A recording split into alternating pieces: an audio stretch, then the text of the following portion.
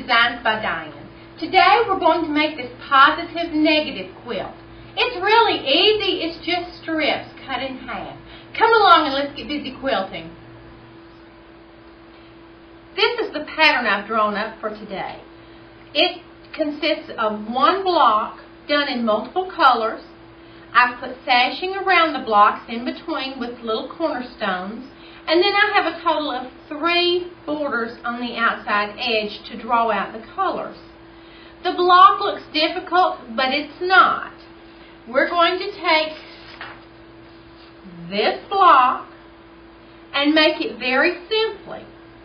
We're actually going to construct this block. It is 2 strips sewn together.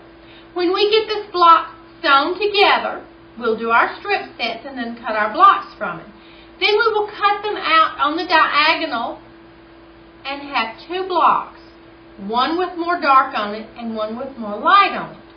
We will do a total of 4 blocks this way and put all of the mostly darks together and then all of the mostly lights together. That way we get one block that's mostly dark with a light background, and the other blocks are the lighter ones with the dark background. Let's get busy. The first thing we want to do is to pick out our fabric. I've picked out a variety of blues and of beiges. These will be my darks.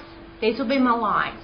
I want to just mix them up. I really don't care that they match completely, but I want them to look good, and the more variety I can get, the better. I'm going to get ready and cut my strips now. I'm going to cut strips that are 4.5 inches wide. For every strip of blue and of light that I cut 4.5 inches wide, I will get 2 blocks. I'm going to cut 2 strips that are 4.5 inches wide. Now these are going to be finished 4-inch wide strips, so I'm cutting them 4.5 inches wide. I have 2 of the blue, and since I'm doing a lot of different colors, I'm going to set this blue to the side. Now this is my first light fabric. I'm going to do the same thing with it. Now I'll do this for as many darks and lights as I want in my quilt, and then I'll be back for the next step. I've cut all of my strips out, and I alternated them. I have the 2 blues the same here, but I have 2 different beiges. I have the same 2 blues here with 2 different beiges, so that I have different colors sewn to each of the darks. And I'm going to start sewing my strip sets together now, and we will have a good variety all over the quilt. I have my strips cut. I have them all lined up here. I have this huge stack of them. That way I can do everything before I stop and go to the next step. I don't iron things unless they really give me a problem, so some of these may have some wrinkles in them from when they've been stored, but that's okay as long as they'll eventually iron out. I'm going to take my first dark and my first light, put them selvage edge together, good sides together, get the top even and the right side even. Now I have my machine set up for a scant 1/4 inch seam.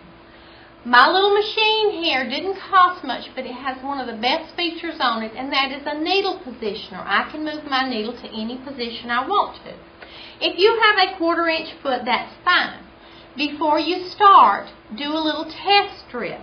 Take 2 of these strips and sew them together at what you think is a scant 1/4 inch. Set the seam and then press them open, and don't touch them. Leave them on the ironing board, and take a ruler and measure them. They should measure exactly 8.5 inches because they were 4.5 inches each to start with, which is a finished 4. So you should wind up with 4 plus 4 because that's the finished size, which is 8. And then you haven't sewn the outside edges, so there's a 1/4 inch on each edge that you add back.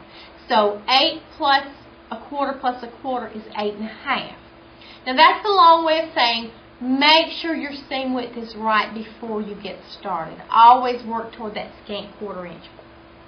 I've got my top ready, even, and my side even over here on my side. Now I'm going to get it even and put my hand on it to hold it steady. But my eye is going to be watching the side of the presser foot to make sure that this material goes by at the correct place. I know where my needle's going to come down. It's going to be inside the presser foot. And I know where my hand is back here. But what I have to watch is the side of that presser foot and make sure that it goes along evenly. I'm going to put my hand on the threads here so they will not get pulled down into the machine and make a bird's nest. And I'm going to start sewing, watching the right side of my strips to make sure it rides along the presser foot where it needs to for that scant 1/4 inch. I'll get it even back here, put my hand on it, hold these threads, and I'm off.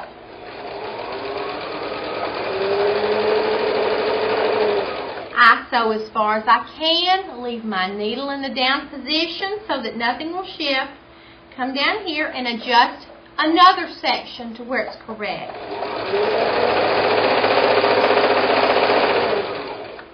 I will continue doing this until I get to the end of the strip. When I get to the end of this strip, I will not cut my threads. I will pick up the next 2 strips and start right in with them. I will continue to do this until I have all of these strips done, and then it's time to go iron them. I'm at the end of my first strip.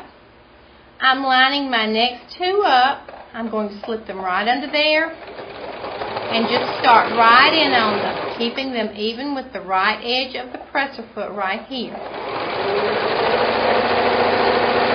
When I get finished, I'll have one big long chain.